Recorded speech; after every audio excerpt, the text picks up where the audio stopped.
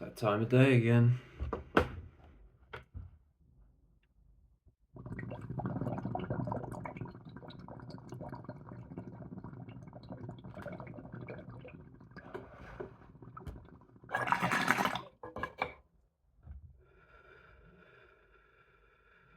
Yeah, that's got some flavour to it as well. Nice. So you can see that colour. That's the first hit, so it's difficult to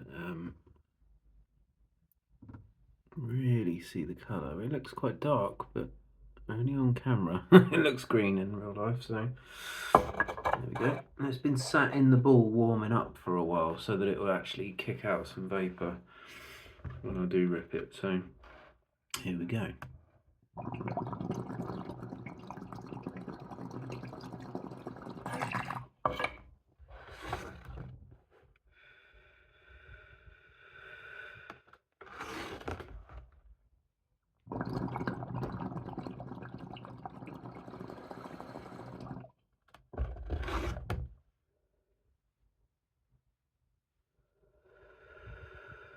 Excuse me.